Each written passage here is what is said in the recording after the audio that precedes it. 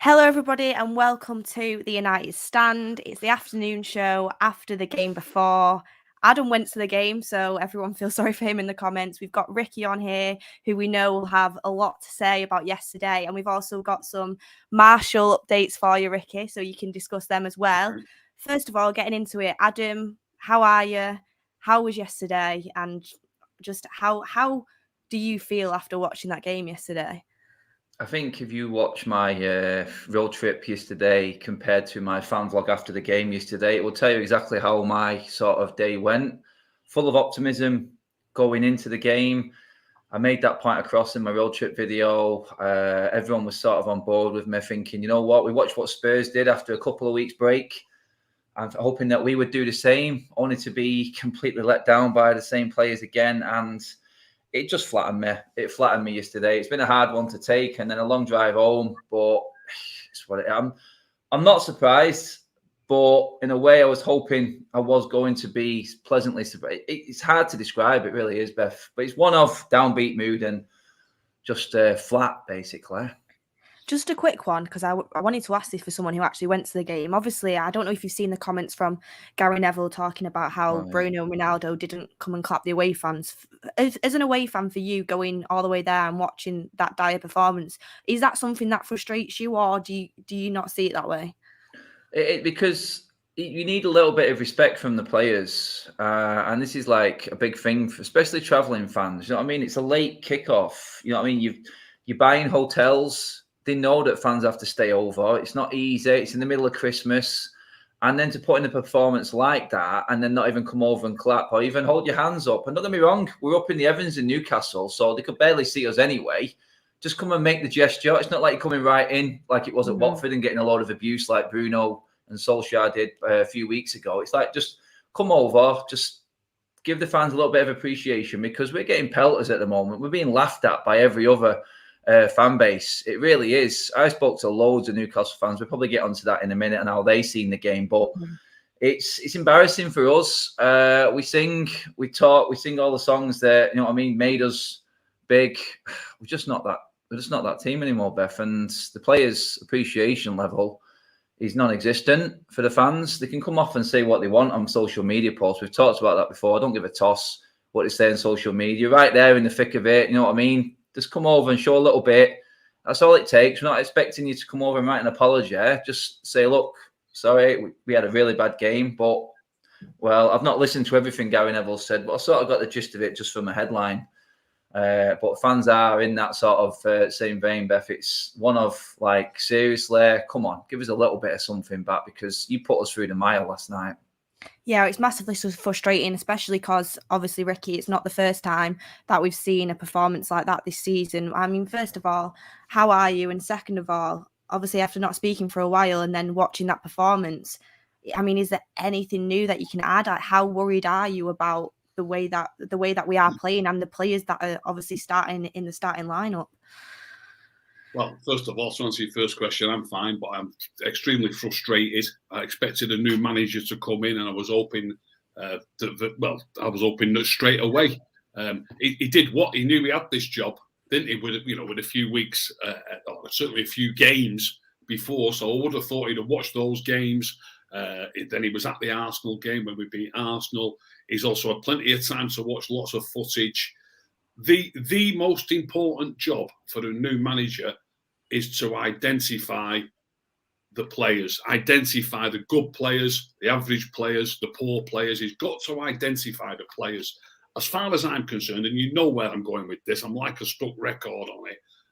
I've been saying I know there's a lot of people on this bandwagon right now. I remember talking to you 18 months ago, Beth, when he was scoring goals, and I said he needs to be left out of this team. He's giving the ball away too much. You said to me at the time, how can you leave Bruno out? He's the one who's scoring the goals. Now he's not scoring goals, and he's giving the ball away just as much now, if not more so, than he was then.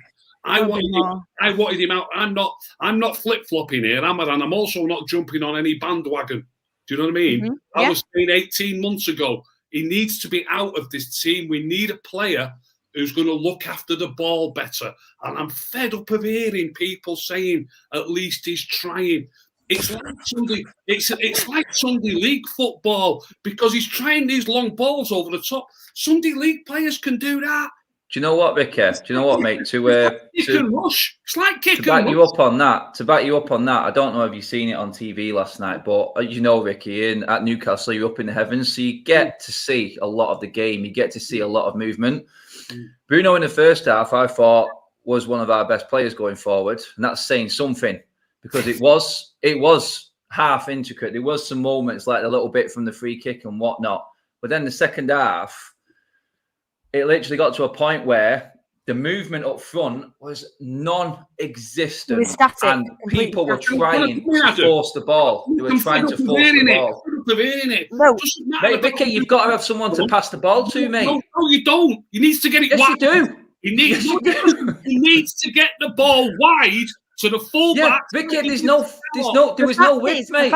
The fact is that Bruno Dallo and Tellers didn't get forward. Gave the ball away too much. But I was watching it with someone at the same time, and we were kind of looking at what was happening. And yes, he shouldn't be giving the ball away that much. And I was saying, if needs be, you're gonna have to pass sideways. But the problem is, you pass sideways, and then they've not got a pass. There was no movement whatsoever. He had no options. You could see it. You could see it all, Beth. You could see it all last night. I'm sorry to interrupt again, but it's like I know what Ricky's saying.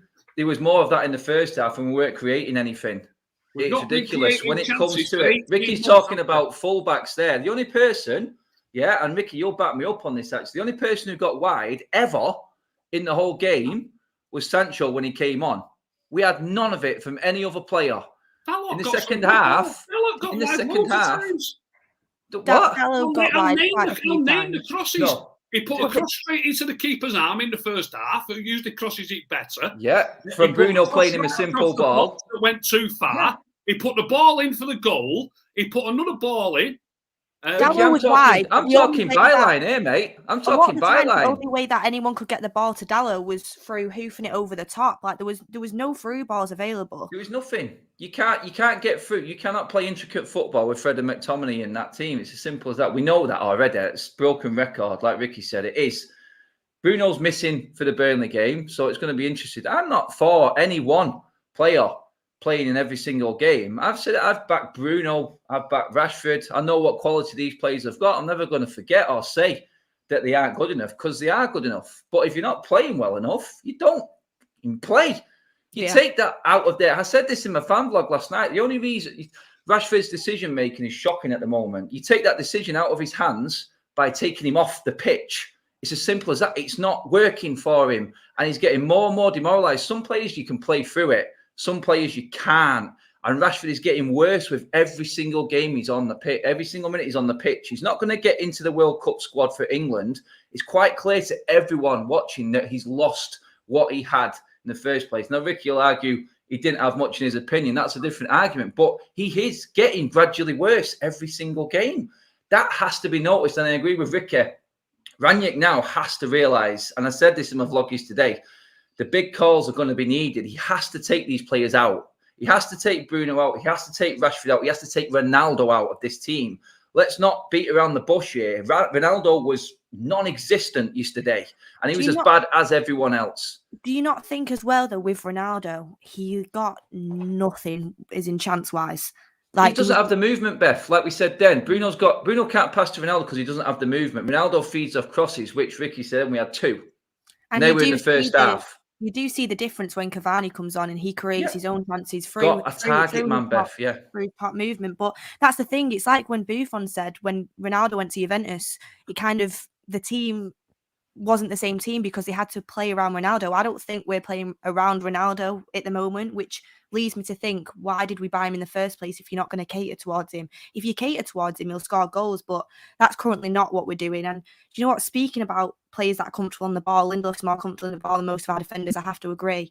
Ricky, Martial, you've been a massive fan of him. I think he's comfortable on the ball, especially when he's playing on that wide position. And I know you're a massive fan of him. It's come out today from Sky that Sevilla have put in a loan bid for him. And then MEN have come back and said that Man United have rejected that and they're not sure whether or not to let Martial leave.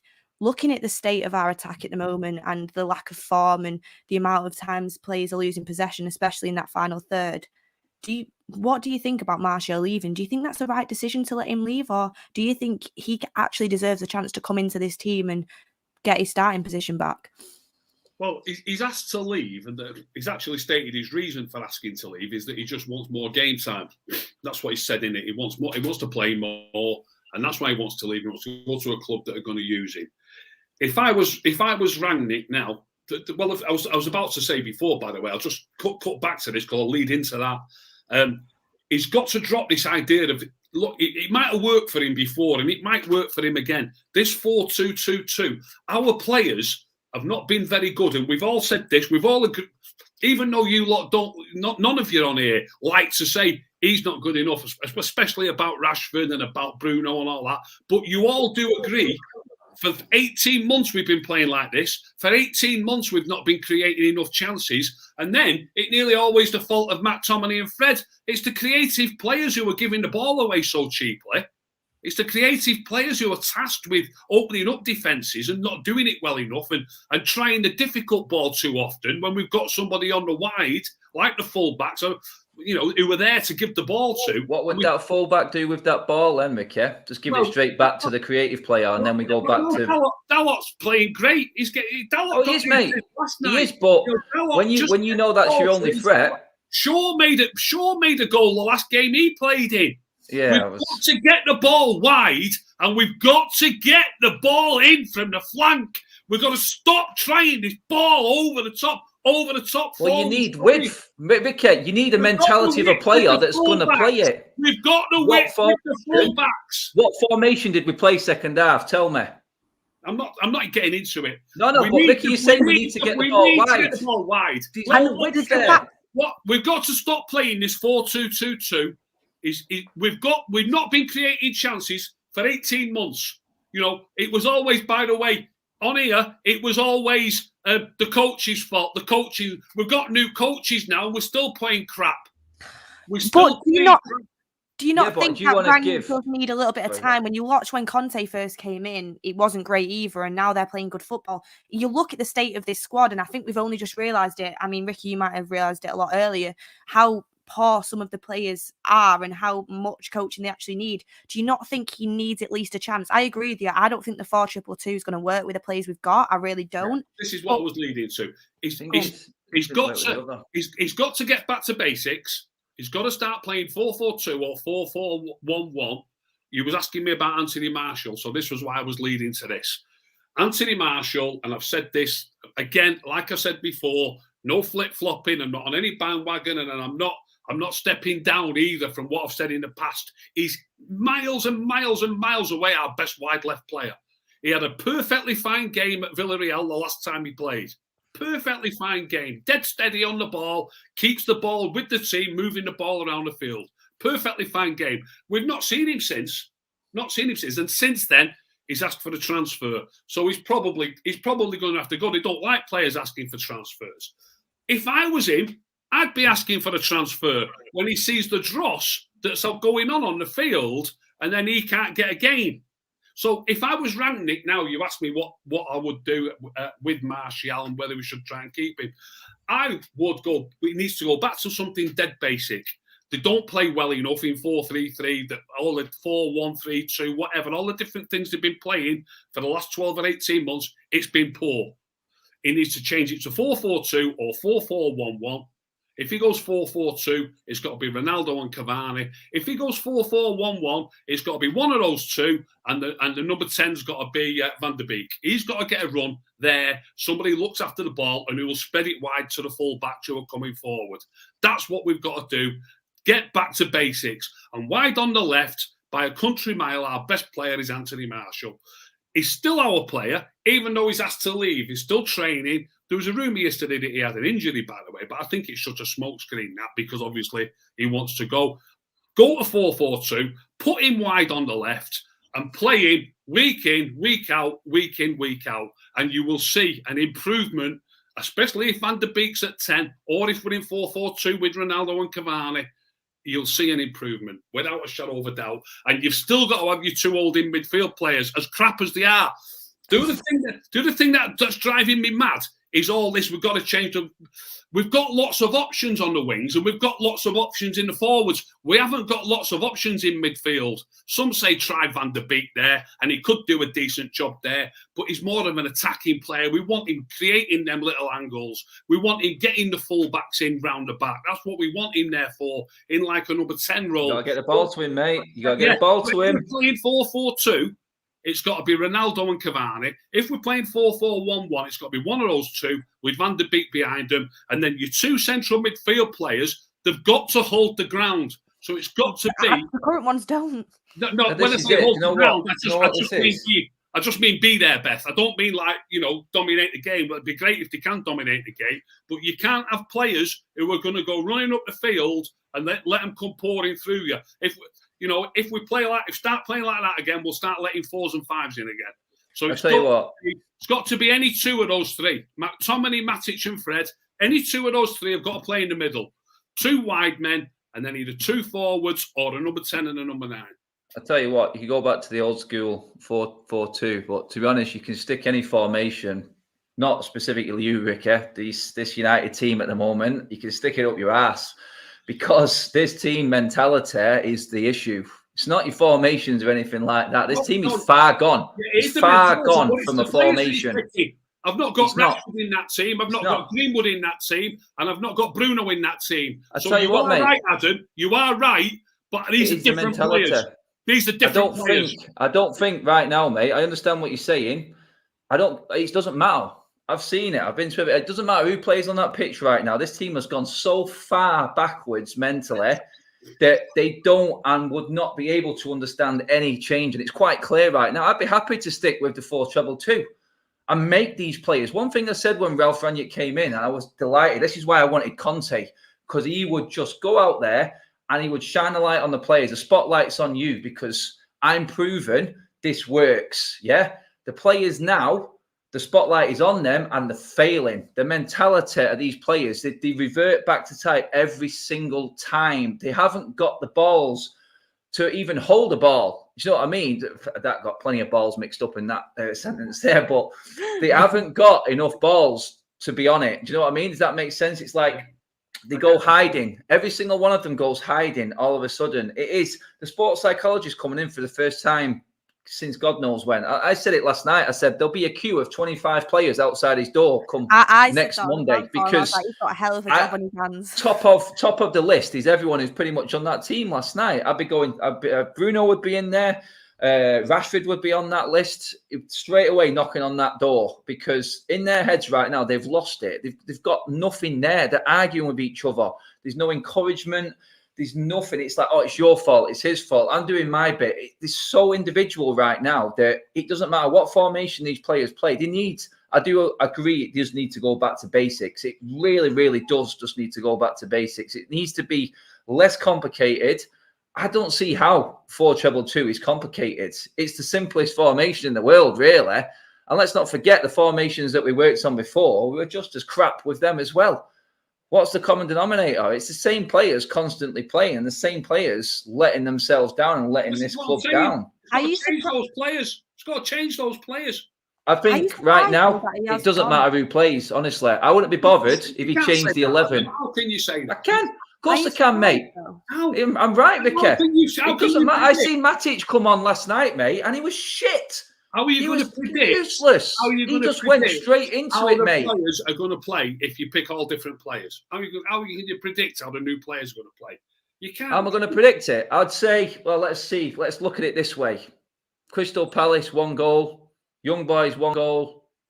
What was it? Norwich, 1 goal. Newcastle, 1 goal. Relegation fodder all the way, apart from Palace, maybe. And will it get any worse if Sancho starts ahead of Rashford? If another striker starts in a Cavani in place of Ronaldo? Is it going to get any worse if Donny and Matic's playing that holding midfield?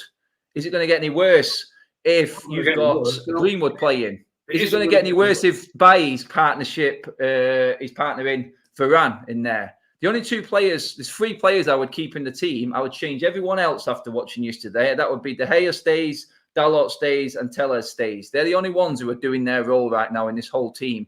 The rest of them, I couldn't give a toss about. Adam, I really couldn't. When it comes down to players and saying they want new contracts or saying they want to leave the club, and the stuff that comes out in the news when it regards Martial, Pogba, when you look at them, do you think it's right to keep them out of the team? But when all the players right now aren't up to it, do you not think they do deserve that chance because they are still Manchester United players? Would you I think put them back something's in the going team? on behind the scenes there, Beth. I don't know what Ricky thinks. I think there's something going on behind the scenes. How Rashford starts in this form is beyond me. I'm one for players earning the spots. We can all argue he's a better player all day long, but I don't understand how Greenwood is the scapegoat every single time. What did Greenwood do worse than Rashford yesterday? Why is Sancho not starting ahead of Rashford? This is what I cannot understand. And something behind the scenes is fundamentally wrong with this, because Ranić coming in was that dictator sort of character, one who will take no messing. You know what I mean? It doesn't matter about egos. And all of a sudden, you've got that scary little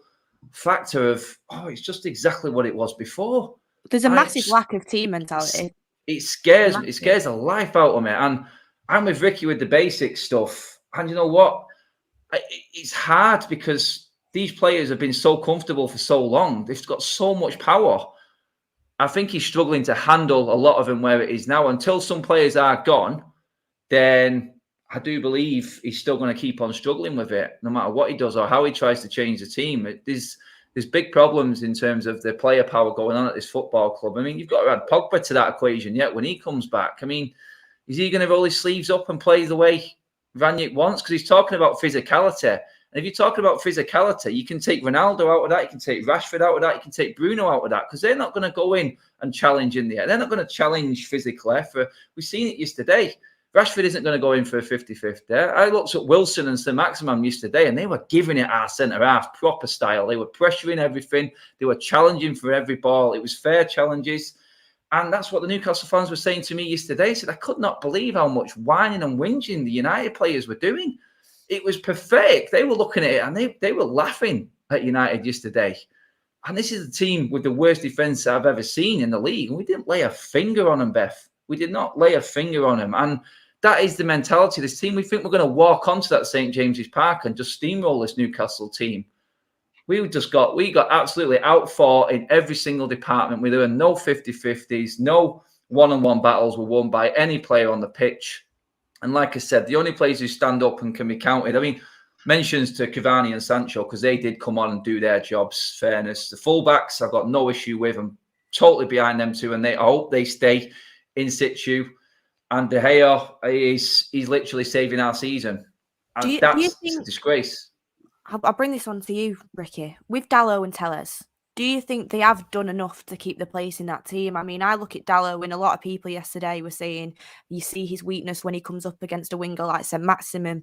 I think a lot of fullbacks are going to struggle against Saint-Maximin, and he gives so much more input going forward and output going forward that I'm willing to allow that. You should have players that are able to cover, and when you're looking at Saint-Maximin, he should not be left on his own to deal with that. He should have another player helping him out, when a lot of times he was left on his own. Do you think them fullbacks have done enough to keep their place in this team? Dalot has, without a doubt. I felt, I agree with you that he had a tough game last night, a tough opponent. But Maximan's, he keeps hold of it, but he keeps hold of it too long. He's got everything about his game. He does keep hold of it too long. There was 2 or 3 times where if he'd have passed it quickly, they'd have had a chance. But he just holds it too long, and Dalot forces him into avenues where he made it. If he did come up one against him, it was difficult. But at the end of the day, he scored a good goal. And if you look at the fullback there, there's an overlapper, and Maguire comes across to try and block Maximan's path. And if you watch it carefully, you'll see it on screen. Now, you've probably not seen it on screen yet. But Dalot is already ready to track the overlapper. He leaves Maximan with the ball because Maguire comes to him. So he's a bit unlucky there to get criticised for the goal.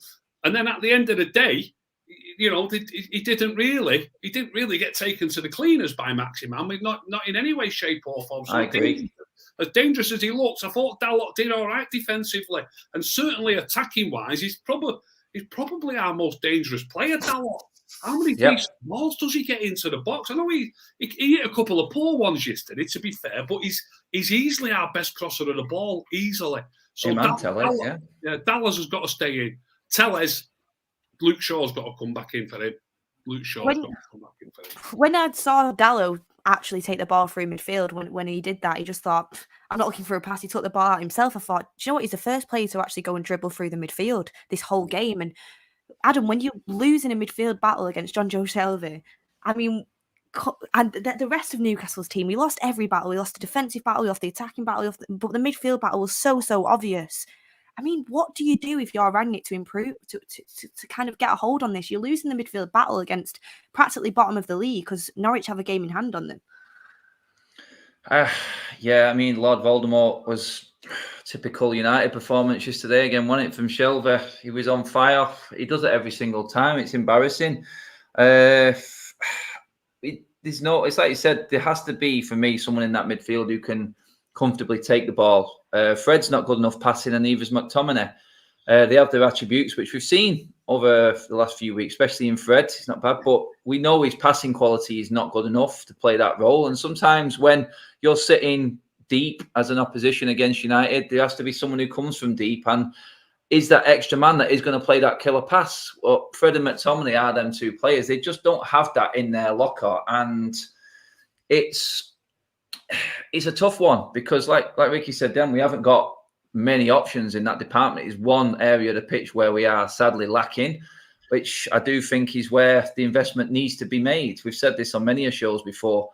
For Newcastle to win that midfield battle yesterday summed us up, really. All it was a battle. There was no quality in the game by either side. It was just who was going to battle more.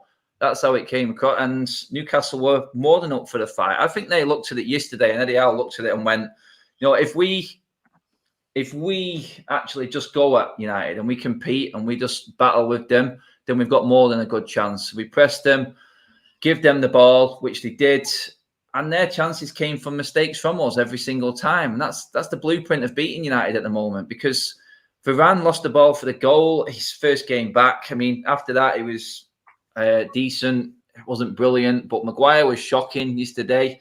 And you've got to look at the fullbacks and bring them into the equation there, because if your centre backs aren't comfortable on the ball, like Ricky says, then sometimes you have to pass the ball inside. And I'm looking at that centre back and Maguire's touch. Oh dear God, how's a fullback supposed to play his game when the centre back is so bad? 100%. I felt sorry for Tellez because he'd be on the byline, and every pass he got from Maguire when he actually received it, so oftentimes he didn't even pass the ball to him when he should have done, and every time he got it, it was a hospital pass. It was either overplayed or underplayed, and there was never one decent pass to him. I felt sorry for him, to be honest. Yeah, it was tough going. It really was. Varane just coming back into that. I think Newcastle jumped on it, and they did have the right game plan to play against us. Make it a bit cut and thrust, a few challenges, tackles going in, get into United, get them upset, which they did pretty much from the start. And we never really had a spell of control in the game. And that was down to Newcastle's game plan. So you have to give Newcastle credit for the way they went at it. We're just not anywhere near where we need to be. And we were lucky to come away with the draw. I mean, in a way, you could say from the performance, it was a good draw, because we should have lost about 5-1, to be honest. No doubt about that. We deserved to lose. And again, it's that quality. I mean, if your centre-back can't pass it straight, going into Fred and McTominay, who can't pass it forward straight, it's a recipe for disaster. So the fullbacks are just going to get overrun every time, because they're putting two men on the fullback simply because they know he's going to pass it to Maguire, and there's the mistake. Two mistakes early doors from chances came from Maguire mistake and from a Varane mistake, and one of them was the goal. So it's quite simple. I mean, Dallo, going back to what Ricky said, I totally agree with Ricky. I thought there was a moment in the first half when, before he scored, St. Maximin was through, and Dallo sprinted like I've not seen and caught up with St. Maximin and took the ball off him. Any fullback one-on-one with that man is going to have a game on his hands. And the fact that he pulled up with an injury in the end there kind of shows how hard St. Maximin was working. He was a constant threat through the game. I don't think Dallo had a bad game at all. I really don't. I thought he was one of our average players. But for me, the issue is in the likes of the calls that Ralph's got to make. Maguire, I honestly do believe he should not be playing in this team now. He's not playing well enough. Going into Fred and McTominay, it's always going to be a problem. But like we said, there's not enough numbers there. So they probably have to sort of stay in for that security role, because the centre-backs aren't good enough. Varane's injury issues could cause us a problem. But I honestly do believe one of Lindelof and Bailly should come into this team, and I don't know why they haven't been given more of a chance. And I'm hoping they do get given a chance, Beth, because I just feel like Maguire is a walking disaster at the moment. When he's on the ball, there's no confidence there. And it set the tone yesterday from that first mistake he made. Newcastle were at it from that moment, and they knew they could have us. And that's 100%. where the game was lost for us. We had no composure at all. I think when it comes to the defence, I mean, I've always rated Lindelof. I think every time Lindelof has played recently, the defence has looked better than when he hasn't played. And I think Maguire as a captain, you've got to ask yourself, all the whinging through the team, the lack of chemistry, the fact that players don't kind of look like they know what they're doing. The captain should be giving these orders, and they should feel like they can't disrespect the captain enough to moan at him, whinge at him. We've seen the way these players are acting, and for me, it just looks like there's a complete lack of leadership there. And I know Harry Maguire gets slated a lot, but he is the captain, so he is going to get that criticism when it comes down to leadership. Ricky, do you think Maguire sets the right example as a captain, not only with his own performances, but with the fact that the players look absolutely lost out there? It looks like they haven't got leadership on that pitch. You'd have to say no, wouldn't you? Certainly at the minute you would. You'd have to say no, certainly, but with his performances, he's not leading by example, is he? That's one thing for certain. So it's difficult to say how he gets on with the players and how he speaks to them. I'm not really sure, but certainly not leading by example. I agree with you about Lindelof. I think he's the pick of the bunch at the minute. I said the other week that I think he's the pick of the bunch, and I actually said that I'm really saying that because Varane seems to be out injured all the time. But having watched him play last night, I still think Lindelof's pick of the bunch. You know what I mean? It's a sad state of affairs. Getting back to the midfield battle, by the way, I tried to cut in and couldn't get in. We've got to appreciate they played with Langstaff, or however you say it, Longstaff, Joel Linton, and Shelvey, all as middle of the field midfield players, and we had two. So as bad as they are, and it's fair enough saying that they're bad, you are going to struggle when it's 2 against 3 in midfield. And maybe the main reason we lost the midfield battle is because it was 3 against 2 virtually all the time. You can't, there's no way around that. No matter how good your players are, you're going to struggle when it's 3 against 2. And ours, well, particularly Fred for me, they're not. Certainly Fred isn't good enough. I don't think Matt Tominey's anywhere near as bad. They get tarred with the same brush all the time. When you look at it, Adam, and you see a lot of the attackers not getting back and helping out, the way you watch Liverpool and City play, that's just non-stop running, constantly helping out. They know what they have to do, and they know their role. For me, watching yesterday, still, and I was a bit surprised actually because Rangnick has had a bit of time with them now. The players still look lost. They still look like they don't know the role. And then when Cavani comes on the pitch and puts that work rate in, has that attitude, bear in mind this guy wants to leave, he still puts in 10 times the work rate, 10 times the attitude of anyone else on the pitch. It really, really shows the contrast and the difference. You look at it and you think, these players don't actually know what they're doing. Like, how much work has Rangnick actually got to do? And do these players need a lesson? Do they need to be dropped? And just play players that are going to give everything on the pitch. And there's a lot to be said for that, especially with the way we're playing at the moment. Is you do say to yourself, it can't get any worse. It can't from yesterday. I mean, the one guy, I said it yesterday, the one guy who actually epitomises off is what Ralph wants in terms of players doing how he wants to play, playing the way he wants to play is Cavani.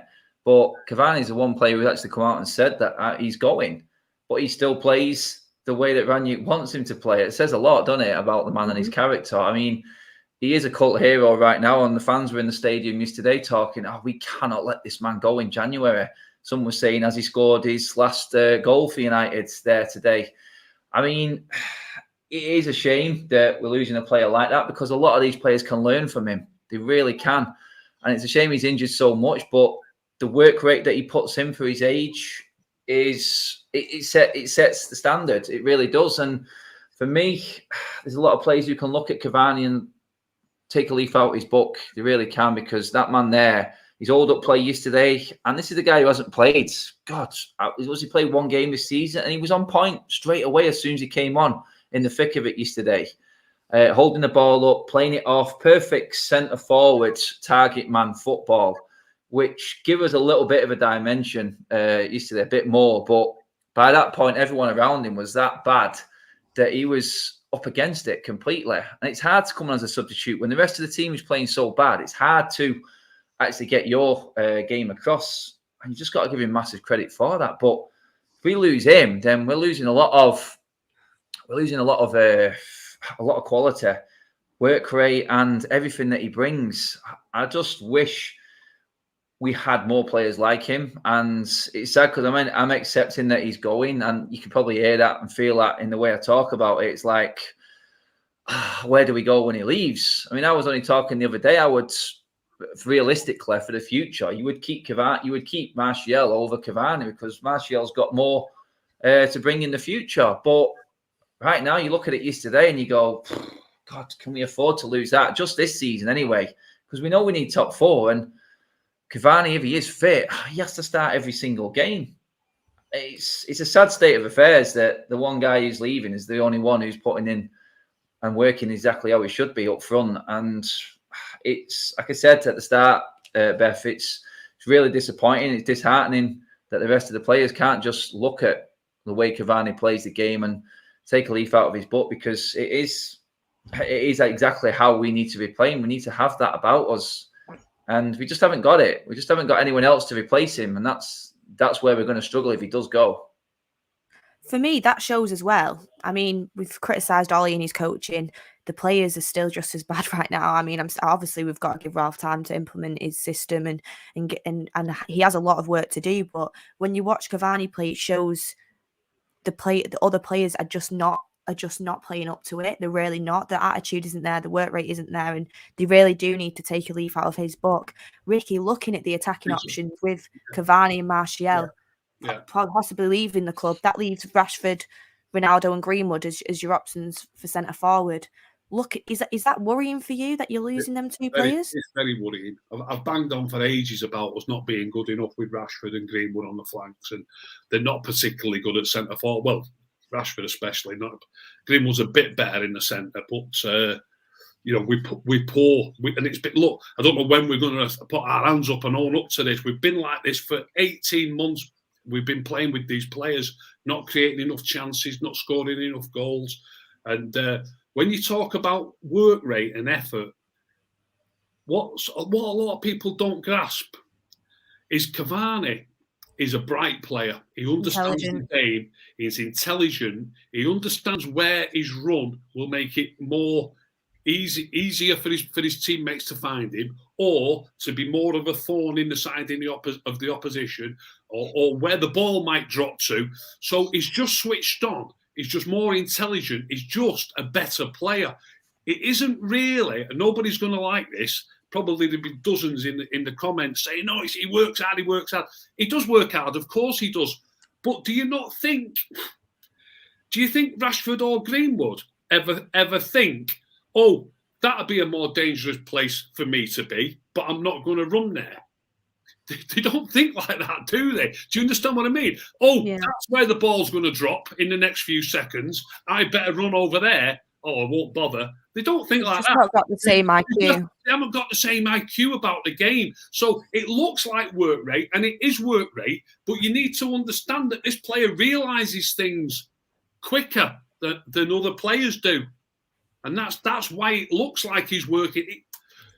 I'm tripping myself up here. It looks like he's working harder. Obviously, he is working harder, but it's because he realises where the dangerous points are and gets himself there. The other players are just not so switched on. That's all it is.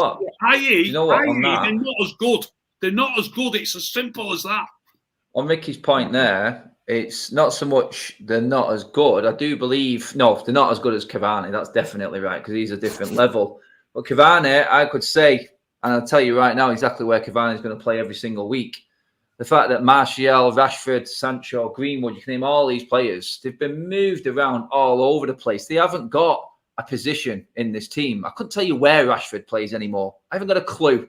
Yesterday was a prime example in the second half. Not got a clue where he plays. Sancho could be on the right. I think predominantly we're going to see Sancho on the right, which is the best position for him, in my opinion. But Greenwood out on the wing, in the middle, a player needs time to learn this role. Like Ricky said there, Cavani knows it, and he knows it better than anyone. It's not like he's wasting energy, because he doesn't. It looks like he's working harder because he knows where to put that energy level into, because he knows his role to a T, and he's played it all his career. Solskjaer turning Rashford into a striker, making him think a different way. Same with Martial. Ricky's said before, Martial's brilliant up front. He holds the ball up well. Then he's just said in another sentence, he's our best left-hand-sided player. That, for me, pretty much tells you everything you need to know, because we don't know where these best player positions are for these players. So how are they supposed to be the player they're supposed to be in that one position and learn more? Greenwood is a striker. It's as simple as that. Get him off the wing. If he's not going to play up front, he goes to the bench and then comes on and earns his way back into the team. So Rashford, I couldn't tell you right now. It's a worry. He's the biggest worry I've got out of everyone, because we had a player, and yet opinions may not have been great, but he was a lot better than what he is now. He got brought into midfield yesterday. This is what I mean. It's like, I'm like, why are they doing this? And to defend the players slightly, I don't want to defend the players because they were disgraced yesterday, but they are being chopped and changed everywhere. And this is a big problem for especially these young players, the Greenwoods, Martials, Rashfords. I mean, Martial came in and was firing. Do you know what I mean? His partnership with Rashford was the best I've seen Martial play. And I said this before, Martial and Rashford were better when they were playing together. We're never going to see that again. They're chopped and changed. It's left, it's right, it's middle. I mean, when are we going to get a settled position for these players to actually come in and say, look, this is why. Why are we going buying Haaland when really we should be trying to get Greenwood coached in that middle role? Yeah. You know what I mean? It's like, we've got players there that can be in a position, but we've coached them out of it. And now it's like, you got like Ricky's bang on with what he said. When he said, look, he knows when to make that run. I'm in a better position if I'm there. Should I just drop off 2 yards like Lukaku did with his header against Aston Villa at weekend? Just came in from behind Mings, and Mings didn't have a clue where he was. You've got to be able and master that art. I don't think Rashford, Greenwood, Martial are ever going to be able to master that specific art of one position at Manchester United. And it's probably a reason why Martial is also looking to go elsewhere, in my opinion. Well, this is the thing. You look at other teams, Ricky, that playing week in, week out, top football, and these players have been there for quite a while now. They've been molded into that system. They know the system inside out. They know the position. They know where. And even if they do have multiple positions, like whereas City, where De Bruyne sometimes plays as a false nine, he sometimes dropped into midfield. He's played them roles so much, and we coached them so much. He knows exactly what he's going to do. For me, it looks like when you watch us, the players haven't got a clue, and that's why it's so disjointed as well, because they don't know the position, they don't know the system properly, and it is going to take time for Ralph to implement this. But how important is it that these players know their roles, and there's actually a lot less chopping and changing, because players need to get used to playing with each other. They need to get used with the partners, the system. How important is that? Yeah, if you can get a steady team, basically, it's bound to be of benefit. But they do talk these days about too many games, and that's why you have to rotate so much. So, you know. But then yesterday they were saying they've not had enough game. That's why they're unfit. So it's like it's always a reason. You know, I heard them in commentary sort of saying they've not played for 16 days. And it looks like this is a pre-season game for them. And then the co-commentator said it was always going to be either A, you know, they're looking rusty because they've not played for 16 days, or B, they look really fresh. So, you know, it's just a load of rubbish. It really is. If they would have played well, they probably would have said, oh, it's because they're fresh, they've not played for 16 days. Yeah. But now that they've not played well, they say, oh, they're a bit rusty. Whatever suits, isn't it? It's just mad. It's mad. But yeah, to answer your question, Beth, you're miles better if you're going to play in not just you yourself in the same position regularly, but also in close proximity to other players who you're used to playing with, who play regularly as well. That'll help you to play. I mean, in this show, Adam's already said that, you know, that he thinks Telles is doing well. I said on a show the other week that Telles is doing okay. Of course he is, but we are playing more defensively since Solskjaer got sacked. The very first game after Solskjaer got sacked was the very first one, Villarreal. I think it was Villarreal, wasn't it? The very first one was Villarreal. Anthony Martial played. It's the last game he played. So Telles and Martial both. Telles didn't play in the previous game. He came into that team, and so did Martial. You are going to play better if you've got Anthony Martial playing just in front of you. And then since then in games, we have played, that's what he's working on, better defence. So if Telles, I said this the other week on the show, if Telles would have been playing against Liverpool and against City, everybody would have been saying he's crap because there was no support. But now Shaw's not in the team when the team is defending better. So you do need to play regular. You need to have a good partner, good partners, next to you, in front of you, diagonally into the midfield players. You need to get that, you need it to become telepathic that you know who you're playing with and you know they're going to give you the ball or where they prefer the ball to be played to them. And so there's all sorts of benefits about a regular team. And I believe that there's enough, although there are a lot of games, you only need to tweak it here and there. Obviously, look, players are going to miss out, like Bruno's injured suspended for the Burnley game, which is a right touch, by the way. Bruno's suspended for the Burnley game. So he's going to get a rest. You know what I mean? Players get rested naturally by being suspended, by having injuries, and then coming back in. And COVID. And COVID. I don't think there's much. I don't think it's very often that you need to rest a player because he's played too much. I think it's rare. I agree. I'm a man from the 80s and 90s. I agree with that. I remember when we had two subs, one sub. Do you know what I mean? The heavier pitches, you've still got the same performance in, and it's an excuse, Beth. That's Everyone what it is. Too many of them as well. That's what you've got to realise. Exactly. It's not as if we've only got 3 subs and everyone else has got 10. Everyone's in the same boat, and the team needs some cohesion because the basics aren't there, the chemistry isn't there. It's seriously lacking. And Adam, looking forward, we've got to fight for top 4 in our hands. Every game is important now. We've got to try and win every game. We've got a few decent games coming up. Looking towards January, how important is it that we do get a midfielder in January? Because we can't be losing these midfield battles to bottom of the league. Because what chance does that give us? Midfield's the most important part on the pitch. And 2, looking ahead to the Burnley game, what do you, if you're looking in Ralph's position now, what do you expect to change, or do you not think it will change? Beth, I'm all on board with minimal changes. I agree with cohesion. I agree with the camaraderie, the partnerships. It's just like the point I was making with Rashford and Martial. That was probably our most lethal partnership over the last 7 years up front. And I agree with the fullbacks. I think Ranić is looking at Telles there, and he's sort of trying to give him that time. I think Telles is a player who probably needs a run of games to hit form. I think Shaw's one of them players who could come in and hit the ground running, one of them type of players. But I don't think there's going to be many changes. I think we will see Donny come in for Bruno against Burnley. Top 4 is a long way away at the moment. We've just got to concentrate game by game. We should beat Burnley, and then we should beat Wolves, which won't be an easy game at all.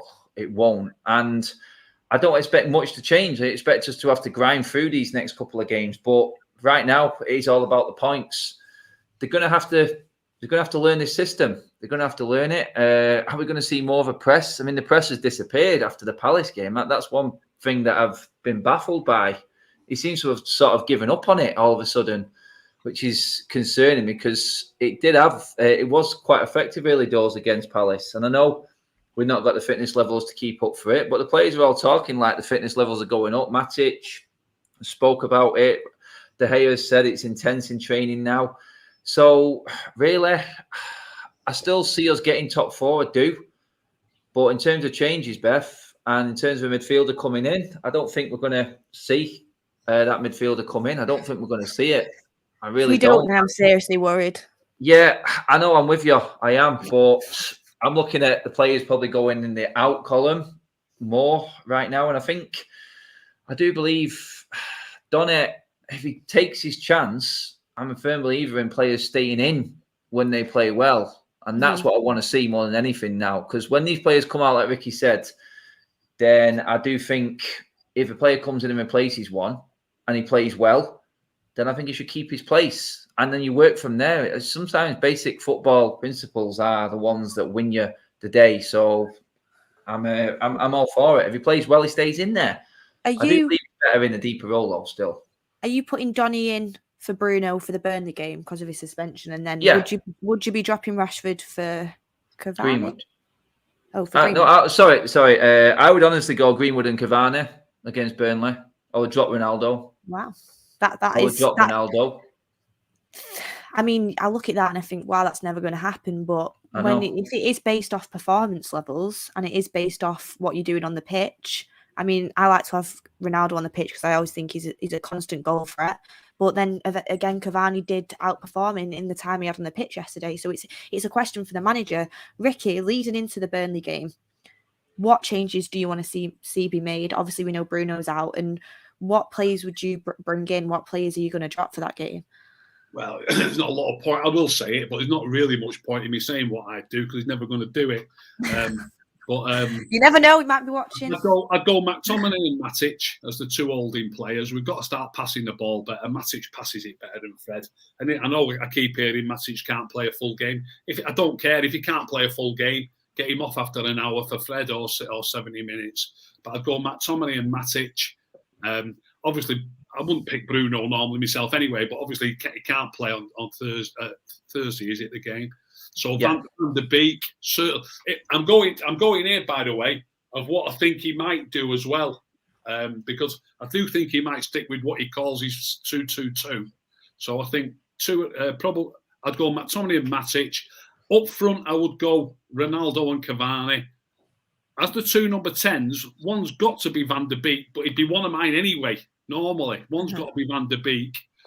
The other one can't be Bruno, so what does it leave us? I don't fancy Greenwood in that role. I don't fancy Rashford in that. I don't fancy him in hardly any roles, to be honest. I think it's probably Sancho, but again, like I've just said, he's not going to do what I'd do. I would go Van de Beek and Martial. That's what I'd do. Can't see it happening. Obviously, it ain't going to happen. And really, who else have we got? What other options have we got for a number 10 role? An actual, don't jump down my throat here. For a number 10 role, I'd put one Matter in front of Greenwood or Rashford. I really would.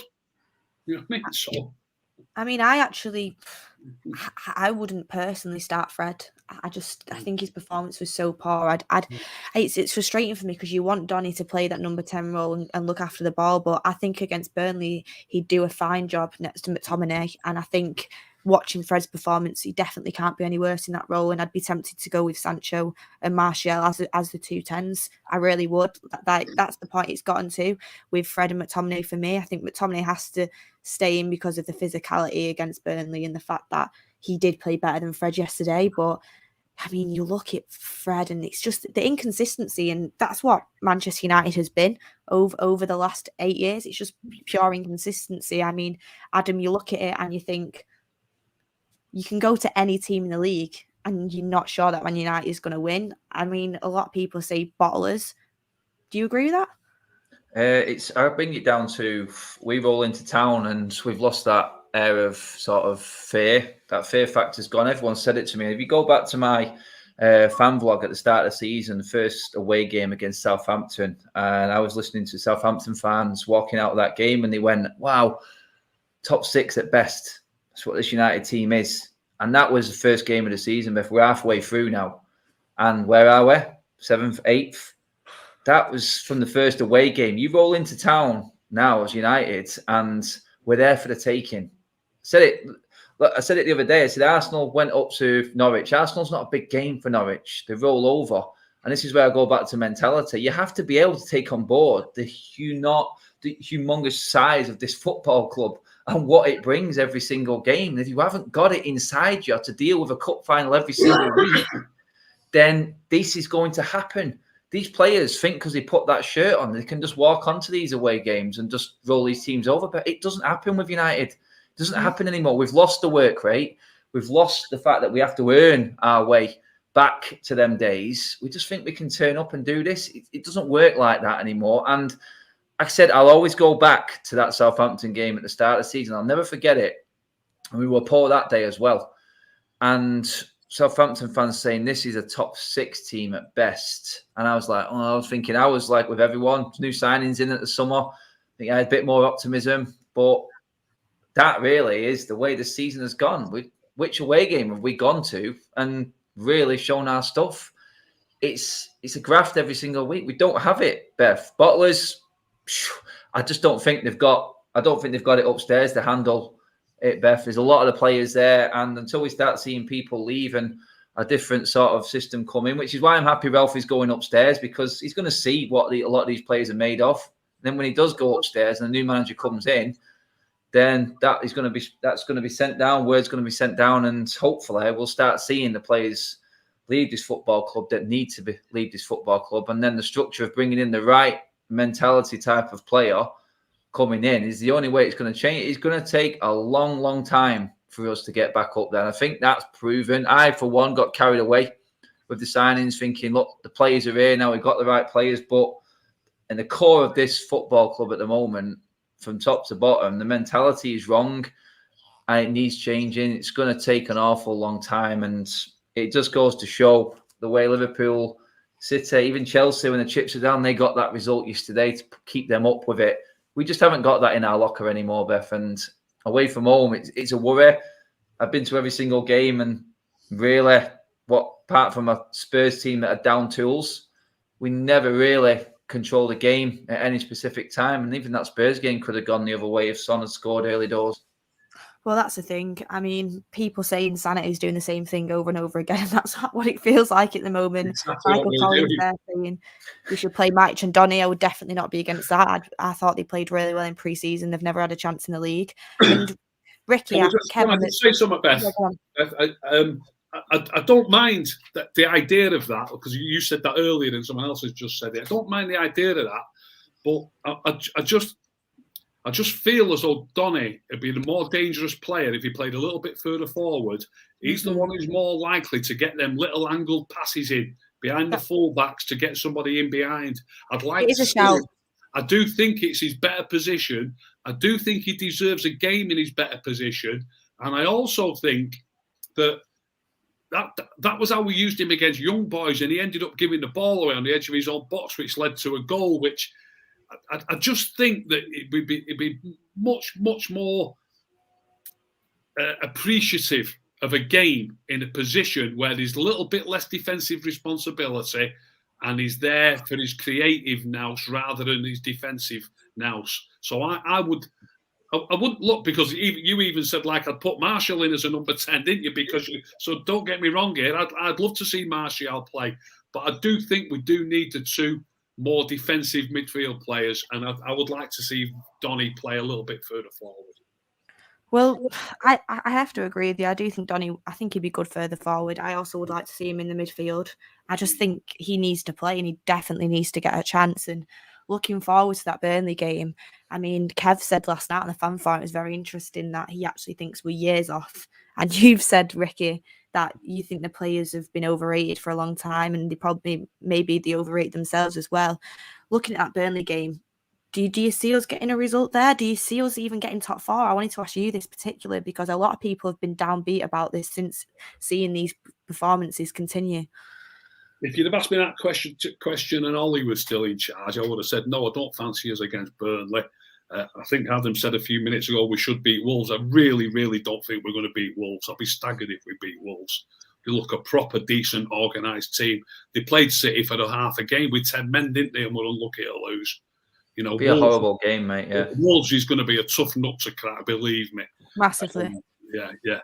Burnley, obviously, we're capable of winning the game against Burnley. Again, it's not going to be easy. I think they're probably a bit better normally defensively than both Newcastle and Norwich.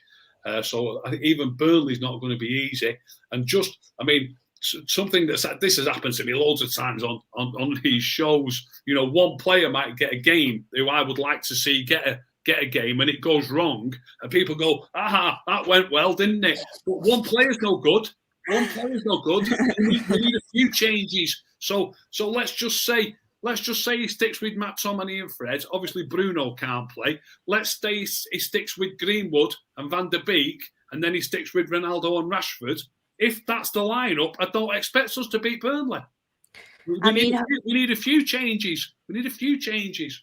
I mean, I think only change, it won't make any difference. That's what I'm saying. We need a few changes.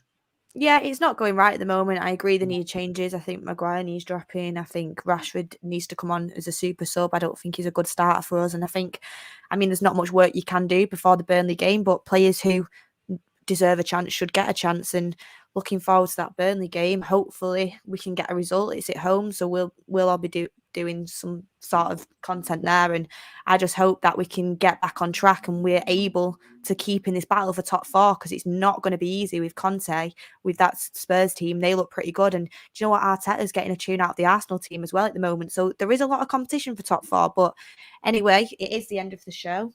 Adam, you'll be at the Burnley game. You'll be doing content there, and hopefully we can get a result. But I mean, I'm disappearing into darkness over here. I don't know what's going on, but thank you for joining us today, and hopefully it'll be better next time. We've just got to keep saying this, got to keep it positive. Yeah, that's it. No, cheers as always for having us on. Sorry for upsetting you all in the comments there, but it's just the passion talking. It's what it is. And we're all at loggerheads. You've got to have a rant. You've got to let it out. This is what this football club does to us all. And sometimes you've just got to accept that you're going to be going through the pain barrier. And I do agree. Burnley's going to be a very hard game. I better hurry up because especially I'm disappearing. Ricky, thank you for coming on today, and I'm sure the comments will be hearing from you. I just thought we start passing it to the fullbacks more instead of knocking it long. Look, I'm our midfield. I'm disappearing. I'm not here anymore. But anyway, thanks for joining us today, guys. We'll get more content as the week goes through, and hopefully Burnley just around the corner. We get a result there. But thank you for the comments. Like and subscribe, and we'll see you all later.